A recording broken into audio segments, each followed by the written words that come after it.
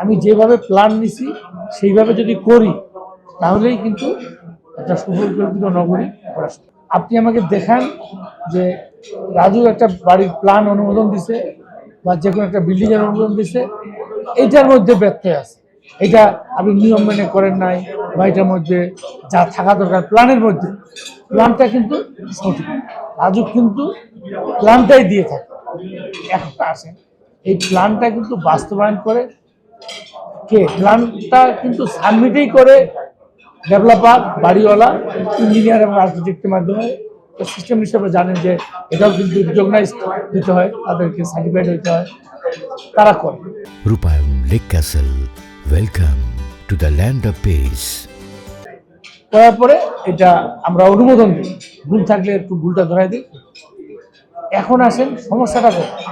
সমস্যাটা তৈরি করেছে আমি যেভাবে প্ল্যান নিছি সেইভাবে যদি করি তাহলেই কিন্তু একটা সুপরিকল্পিত নগরী করা সম্ভব। আজকে আমরা ওইটাকেই জোর দিচ্ছি যে আমরা অতীতে যা হয়েছে সেগুলোর জন্য একটা নীতিমালা করতেছি, ওগুলোকে কী করা যাবে, যেগুলোর মধ্যে ডেভিয়েশন আছে, ব্যত্যয় আছে, আদার সমস্যা আছে, ওইটাকে নীতিমালা আমরা করতেছি। কিন্তু যেগুলো রানিং বিল্ডিং চলতেছে এবং যেগুলো নতুন হবে এখানে জিরো টলারেন্স, আমরা যে প্ল্যান দিব এটাই করতে হবে।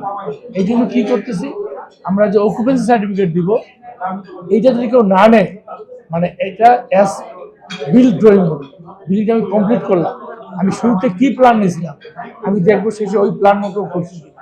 যদি না করি অকুপেন্সি সার্টিফিকেট পাবো না, আর যদি করি তাহলে পাবো। না পাইলে আপনি এই ফ্ল্যাট বা ল্যান্ড বা এই জমি সেল করতে পারবেন, আপনি বিদ্যুৎ সংযোগ পাবেন না, পানি কোনো সেবাই পাবেন না, গ্যাস তো এখন দেয় না, আপনি পানির সংযোগ পাবেন না, বিদ্যুৎ সংযোগ পাবেন না, আপনি এটা ফ্ল্যাট হস্তান্তর করতে পারবেন।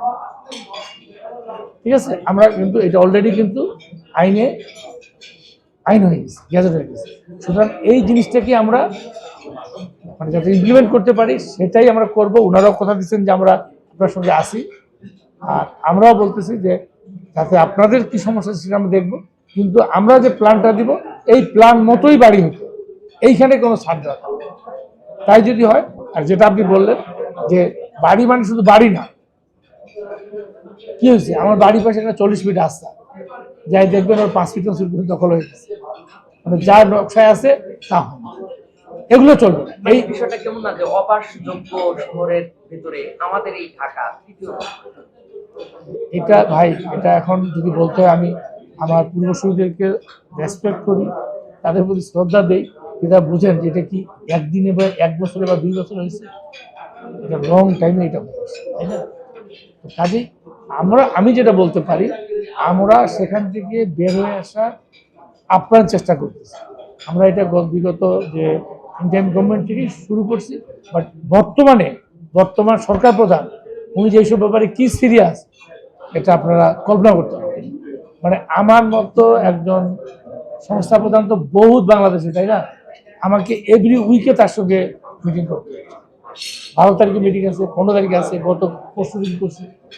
এইসব ইস্যু নিয়ে উনি খুবই শুধু বাসযোগ্য ঢাকা শহর, এই ল্যান্ডগুলো কীভাবে বাঁচাতে পারি, নদীকে বাঁচাতে পারি, খালগুলোকে বাঁচাতে পারি, এনভায়রনমেন্ট কীভাবে রক্ষা করতে পারি, বনায়ন কীভাবে করতে পারি, উনিও কিন্তু 24 ঘন্টা এবং আমরা তার সঙ্গে থাকতে চাই। এবং এগুলো থেকে আমরা বললাম অতীতে যা হয়েছে, কিন্তু আমরা এখান থেকে নিশ্চয়ই ওভারকাম করতে পারি। এবং সেই ক্ষেত্রে আজকে যেটা হয়েছে এই ওভারকাম করার জন্য আমরা এই রিহ্যাব এবং রাজু আমরা একসঙ্গে কাঁধে কাঁধ ধরে